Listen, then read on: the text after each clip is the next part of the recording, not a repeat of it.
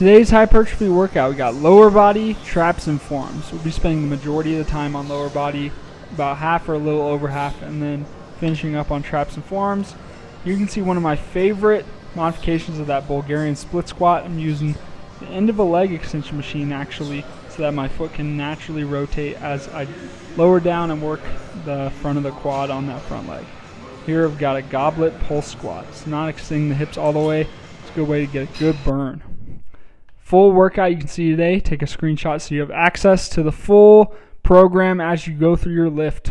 We got 8 movements to get through for the legs. Correction. Yeah, 8 movements for the legs. Starting out with Nordic curls, 3 sets of 8 reps. Lowering that body on a controlled descent here. I have a ball to kind of brace my fall. Very difficult movement here. Starting off hot. Make sure you're good and warmed up. Can be a major burner for those hamstrings. Superset, we got some banded leg curls. 3 sets of 20 reps here. This is great superset, working those hamstrings for both of the first 2 movements. Bring the heels as close to your butt as you can get them. Again, next 2 movements, we got a superset Bulgarian split squats, 4 sets of 10 on each leg. That back knee should approach the ground. Just need about 6 to 10 inches of height for that back leg in terms of elevation. Lowering that back knee, working the front quad on that front leg. Here we've got a cable supine leg tuck, 3 sets of 10 on each side. I've just got a Velcro around my ankle. I'm bringing that knee towards my chest or tucking that leg. Great for strengthening the hip flexors, allowing you to be more mobile and run faster if you wish. Here we've got a leg press, single leg press, and calf raises from the decline press. Starting off with calf raises, 4 sets of 25 reps, 100 reps total. Controlled descension and then an extension. Make sure these are on tempo and you're not just bouncing that weight.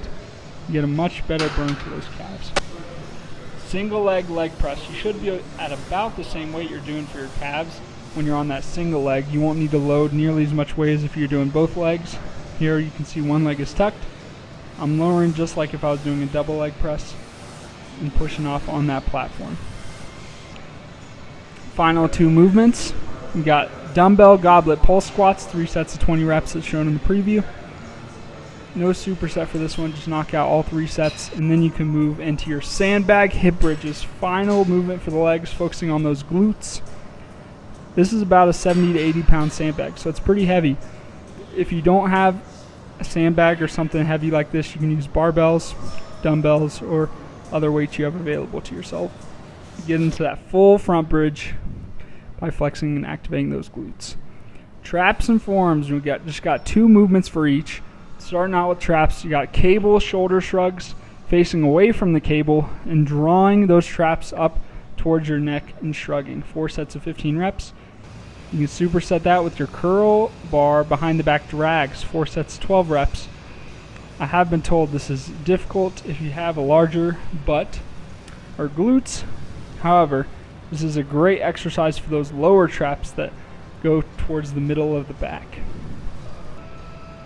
Forearm movements. We got barbell wrist curls, so you'll be doing in front and behind the back, 3 sets of 15 reps. Both of these movements, I'm doing a wrist curl. They're just in different positions on my body with that straight bar. And then final movement, this is your wrist extension, or you're going away from the motion you were just doing from a kneeling position with the curl bar, letting those wrists hang off the edge of your